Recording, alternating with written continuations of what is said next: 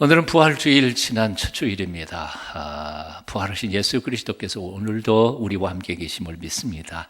믿으시죠? 그래서 옆에 있는 사람한테 인사할 때 이렇게 인사하겠습니다. 부활하신 주님이 우리와 함께 계십니다. 그러니 힘내세요.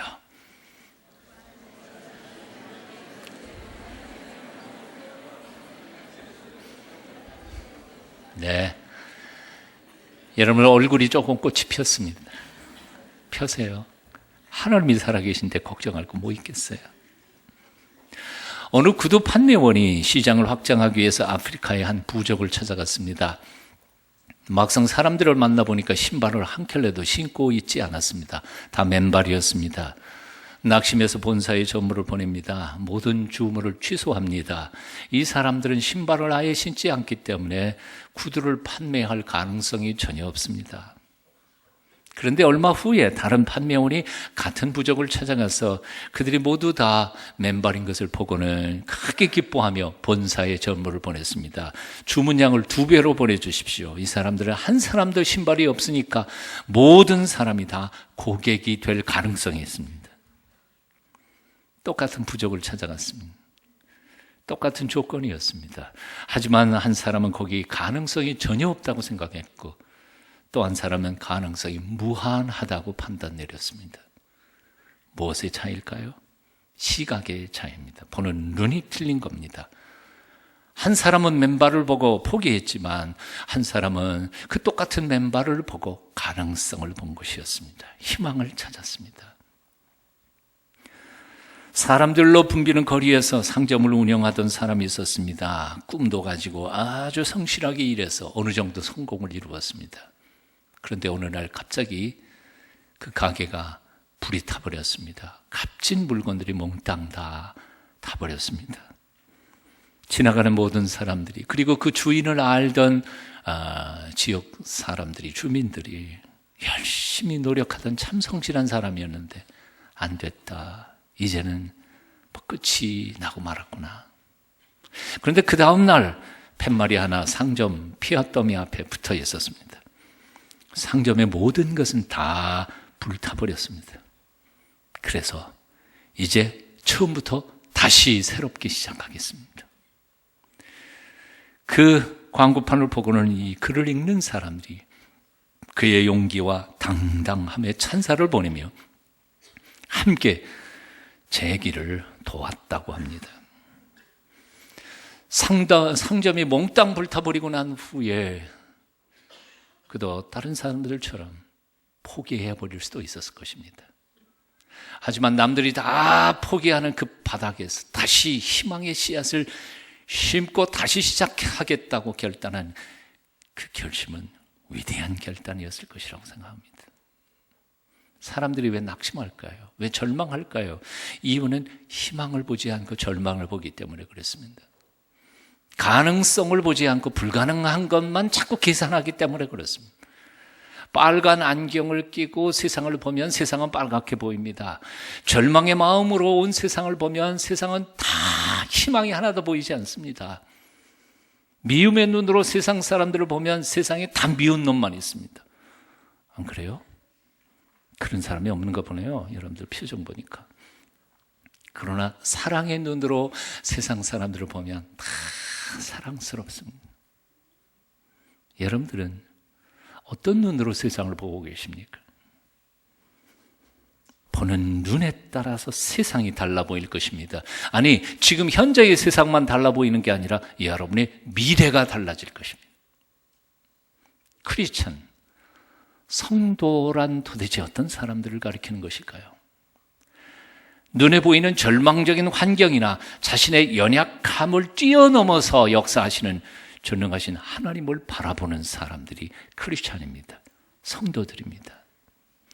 눈앞에 딱 버티고 있는 장애물을 그 앞에서 절망하는 사람이 아니라 믿음으로 그 장애물을 뚫고 나아가는 사람이 그리스도인이 성도라는 존재들입니다.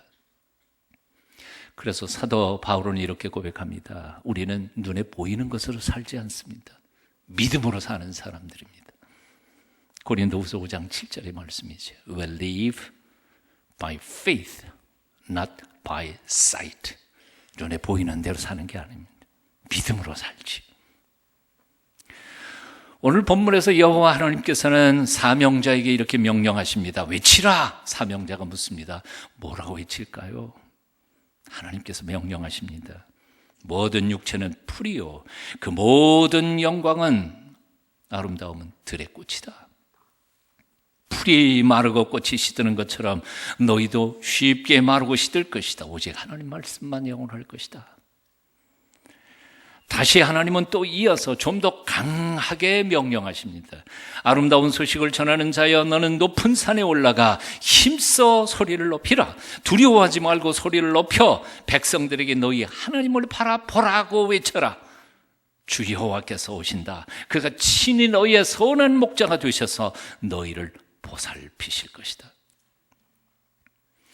여기에는 두 개의 메시지가 숨어 있습니다. 첫째는 모든 육체는 풀이고 그 영광은 들의 꽃이라는 것이다. 희망이 없다는 거예요, 거기에는. 두 번째로 풀 같은 인생을 의지하지 말고 영원한 참된 소망이신 하나님을 우러러 바라보라. 소망이 생긴다는 것이지. 첫 번째 외침은 인생들의 육체와 그 영광의 허망함을 깨우치라는 말씀입니다. 잠깐이면 사라져버릴 것들에 목매고 살지 말라는 것입니다. 그렇게 살다가는 반드시 언젠가는 절망하고 낙심할 수밖에 없다는 겁니다. 하지만 두 번째 외침은 눈을 들어 참 도움이신 하나님을 바라보라는 외침입니다. 날마다 초석변기하는 세상의 조건과 환경을 바라보면 우리는 용기 잃고 절망할 수밖에 없지만 영원한 창조주 하나님, 선한 목자 되신 그분, 우리를 얼마나 사랑하셨던지 자기 아들까지 기꺼이 내어 죽이시면서까지 우리를 구원의 백성 삼아주신 그 하늘 아버지를 바라볼 때 우리는 어떤 역경 속에서도 이겨낼 수 있다는 말씀입니다. 이사야 40장 31절은 이렇게 말씀합니다. 오직 여호와를 앙망하는 자는 새 힘을 얻으리니 독수리의 날개치며 올라감 같을 것이요 다른 박질하여도 건비치 아니하겠고 걸어가도 피곤치 아니하리라. 누가 새 힘을 얻습니까? 여호와를 앙망하는 자입니다. 세계적인 불황을 쳐다보고 있는 사람, 초유의 실업 사태 그걸 고민하는 사람, 구직 대란 그것만을 바라보는 사람은 낙심할 수밖에 없다는 거예요. 격변하는 환경 속에 나의 초라한 나의 연약한 모습만을 자꾸 들여다보는 사람은 절망할 수밖에 없다는 겁니다. 하지만 이 모든 시련과 역경을 몽땅 다 합해서 가장 선한 것을, 가장 좋은 것을 만들어 가시는 창조주 하나님을 바라보는 사람은 새 힘을 얻는다는 것입니다. 로마서 8장 28절 기억하시죠? 하나님을 사랑하는 사람들, 곧 그 뜻대로 부르심을 입은 사람들을 위하여 하나님께서는 모든 것을 합해서 가장 좋은 것을 만들어 가고 계십니다. 하나님이 주시는 새 힘이란 어떤 힘입니까? 권력을 쥔 그 힘이 아닙니다. 재물이 많은 힘이 아닙니다. 명예나 인기에서부터 오는 힘이 아닙니다. 하늘로부터 내리시는 신령한 파워입니다.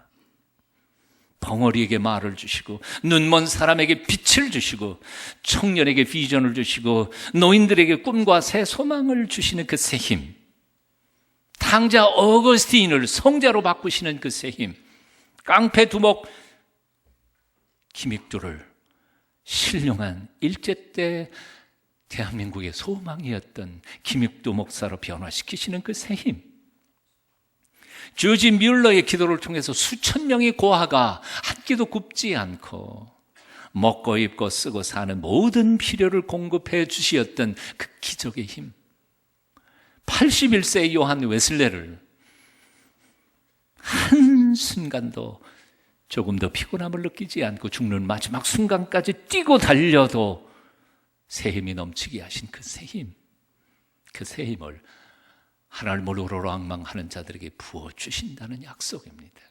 믿으세요? 믿으셔야 합니다. 오늘 아침 바로 그 여호와 하나님을 우러러 바라보십시오. 대단치도 않은 나의 육체적인 힘, 어줍지 않은 지식, 나의 별로 대단치 않은 잔꾀, 그거 의지하지 말고 천지의 창조주신 하나님, 그분을 우러러 바라보십시다. 등산을 자주 하진 못해요. 그래서 어쩌다가 산에 올라가서 가끔씩 느끼는 게 있습니다. 절벽에 가까이 철길 낭떠러지 같은 절벽에 가까이 가서 이렇게 밑을 내려다보면, 여러분들은 어떤지 모르지만 나는 한 5초만 이렇게 보고 있으면 뭐가 끌어당기는 것 같아요. 힘이 뭐가 존재하는 것 같아요. 그래서 조금만 더 있으면 내가 자유로 던지는 게 아닌데 끌려 들어갈 것 같은 느낌이 들어요. 어두운 현실만을 자꾸 들여다보고 묵상하고 그걸 생각하며 우리는 그 어두운 현실 속에 빠져 들어가면서 절망할 수밖에 없을 겁니다. 어떤 생각, 해결할 수 없는 어떤 문제에 대하여 곰곰이 생각할 때도 있습니다. 잠을 안 자는 게 아니라 잠을 못 자고 밤새도록 생각하죠. 그런데 생각을 하다가 보면 제가 저 자신을 발견합니다. 뭔지 아세요? 예? 한참 요 생각 저 생각 하다가 보면 결국 한 2시간쯤 되면 제자리에 와 있더라는 거예요. 하나도 문제를 풀어지지가 않아요. 그걸 밤낮 하고 있는 거예요. 밤낮. 마치 다람쥐가 쳇바퀴를 돌리는 것처럼 밤낮 달려도 여전히 그 자리예요. 우리의 선배들은 우리에게 이렇게 가르치죠. 그럴 때에는 어떻게 해요? 더 생각해? 더 깊이 묵상해? 아니요. 덮어놔요. 시선을 다른 데로 돌려봐요. 우리 인생의 주인이신 하나님을 바라보고 그 하나님이 보시는 눈으로 그 문제를 한번 들여다봐요. 그럼 전에는 전혀 생각지도 못했던 쉽게 문제가 딱 보이더란 말이에요. 풀 같은 육체를 의지하지 마십시오. 들의 꽃과 같은 육신의 영광에 도취되지 마십시오. 잠깐입니다. 그리고 한번 가면은 다시는 돌아올 수 없는 안개 같은 것입니다. 오직 영원하신 하나님만을 바라보십시오. 온갖 역경과 시련 속에서도 당신의 백성들을 위하여 모든 것을 합해서 가장 좋은 것을 만들어 가시는 하나님의 섭리를 믿으십시오. 그럴 때 우리는 신령한 영적 파워를 받고 그 힘으로 넉넉히 세상을 이길 줄로 믿습니다. 지금부터 2500년, 600년 전에 여호와 하나님은 하나님의 사람 이사야에게 이 두 메시지를 전하라고 명령하셨습니다. 그런데 오늘 이 아침에도 살아계신 그 하나님은 하나님을 믿는 우리에게 똑같이 명령하고 계십니다. 외쳐라. 너희는 외쳐라. 모든 육체는 풀이다. 그 영광은 들의 꽃처럼 쉽게 시들어버릴 것이다.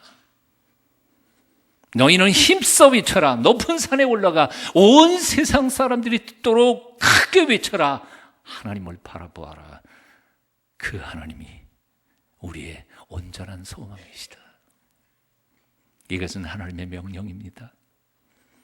그래서 우리가 외쳐도 되고 외치지 않아도 되는 것이 아닙니다. 외쳐야만 하는 것입니다. 세상에 나아가 모든 죽어가는 영혼들을 향하여 우리는 외쳐야 합니다.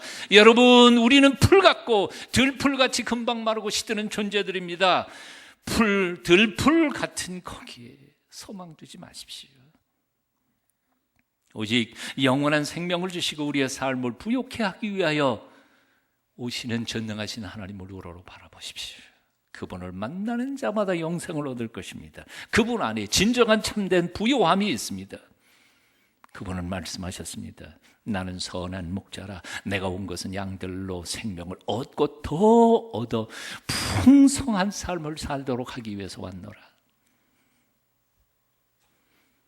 올해 우리는 외치라 라는 표를 기치로 지금 달려가고 있습니다. 사실 새 첫 주일날 설교해야 되는 건데 왜 인제 하시는가 생각할지 몰라도 사실은 지금부터는 준비했어요. 첫 주부터 지금까지, 지난주까지. 뭔가 일을 잘하려면 준비를 잘해야 되니까요.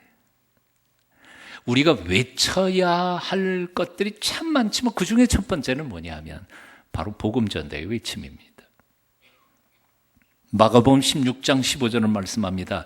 너희는 온 천하에 다니며 만민에게 복음을 전하라. 누가복음 9장 60절도 말씀합니다. 너는 가서 하나님의 나라를 전파하라. 주님의 명령입니다.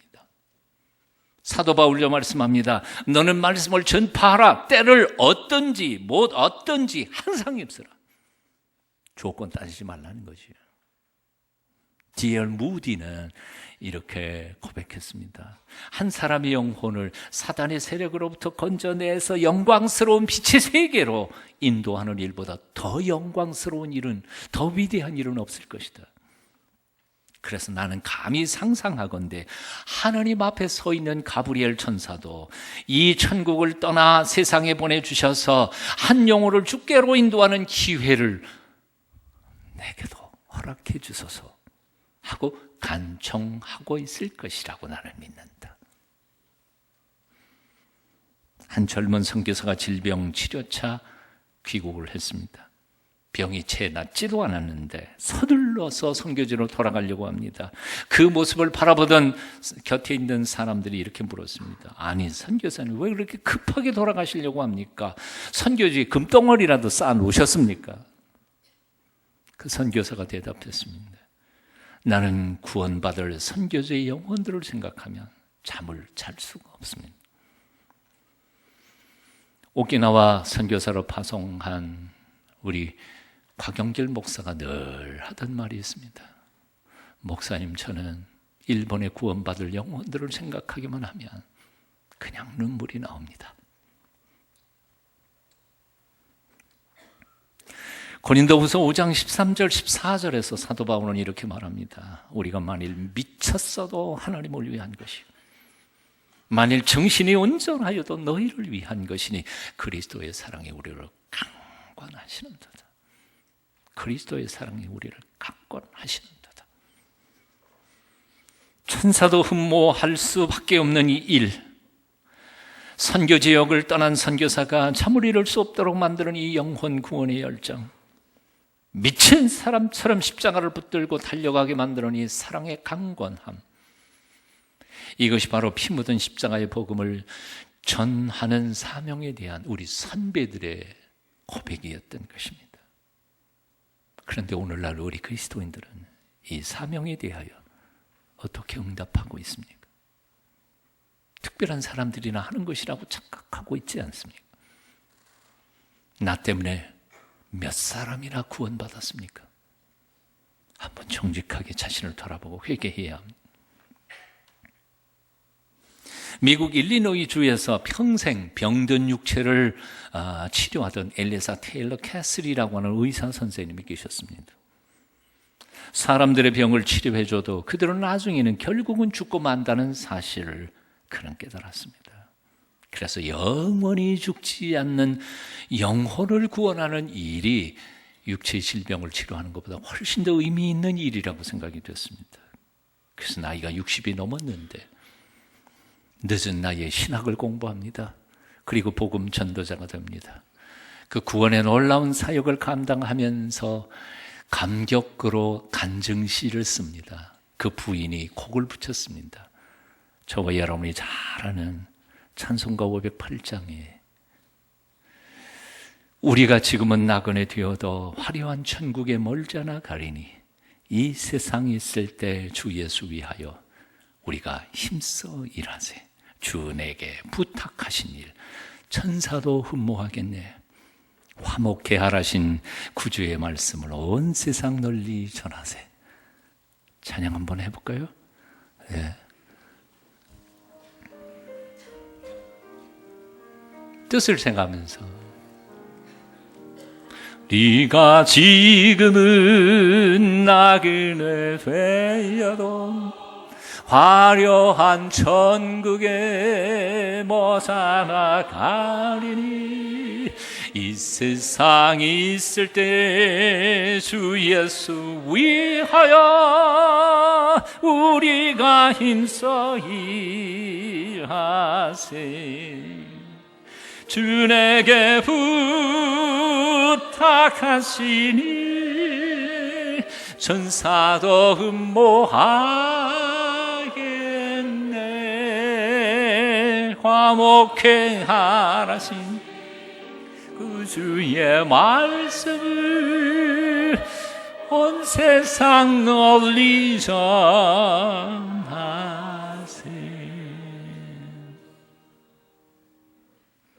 아직도 세상에는 너무나 많은 인생들이 그저 잠시 후면 사라질 찰나적인 것들에 코를 쳐박고 살아가고 있습니다. 자신들이 얼마나 소중한 존재인지, 그 소중한 존재의 아이덴티티, 자기 자아상을 잃어버린 채 그저 먹고 입고 쓰고 즐기다가 죽으면 끝이라고 생각하는 분들이 너무 많습니다.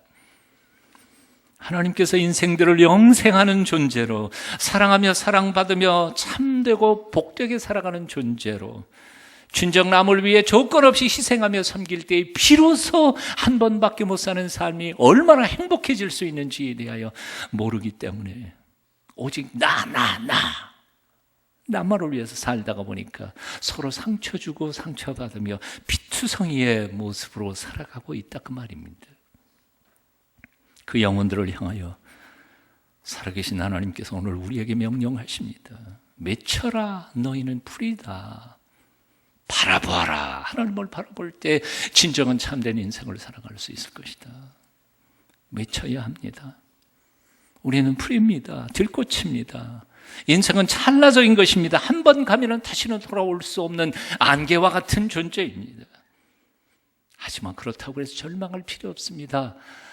인생의 참된 주인이신 하나님을 우러러 바라볼 때 한 번밖에 못 사는 삶이지만 의미 있고 복되게 살아갈 수 있다는 말입니다.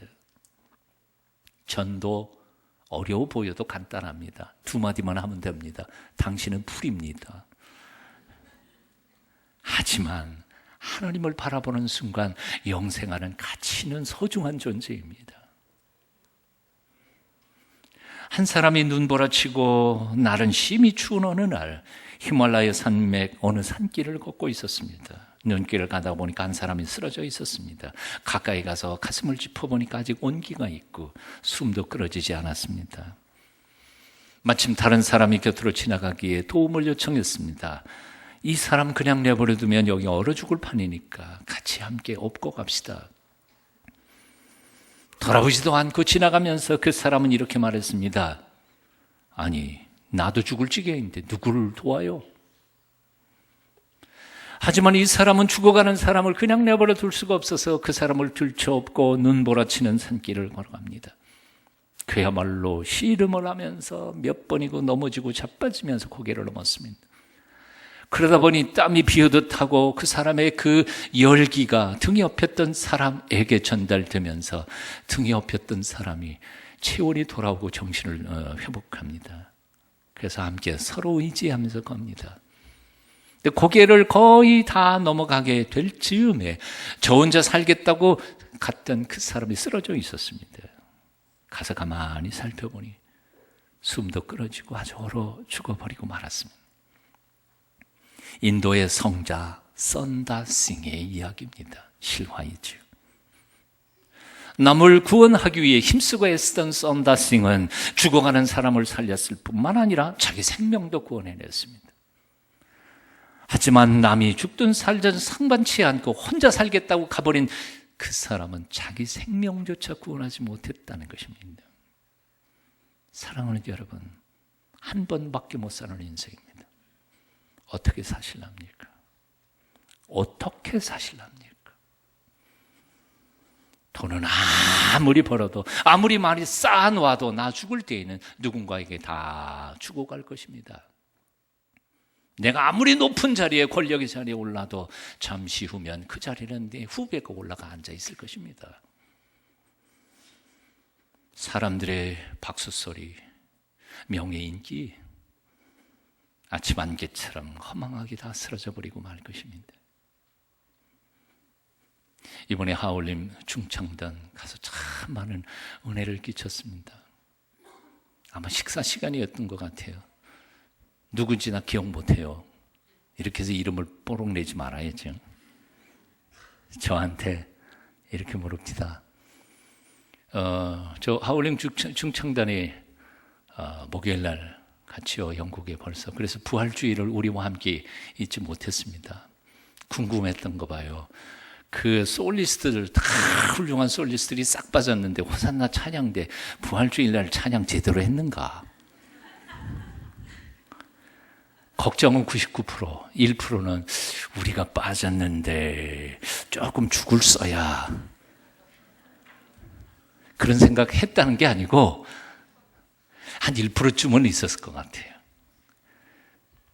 제가 뭐라고 대답했을까요? 잘했다 그랬을까요? 못했다 그랬을까요?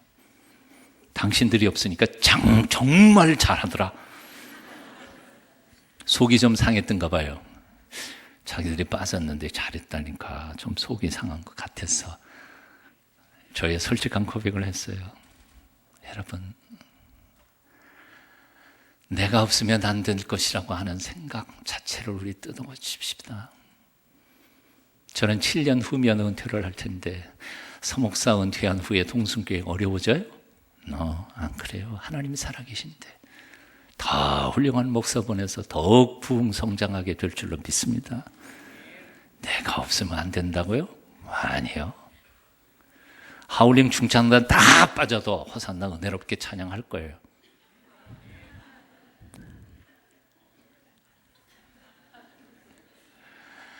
우리 선배들은 기꺼이 물러갈 때 후배들을 키워주면서 그들이 잘 되는 것을 박수치면서 세워주는 것, 이것이 바로 믿음의 자세가 아닐까 생각해 봐요.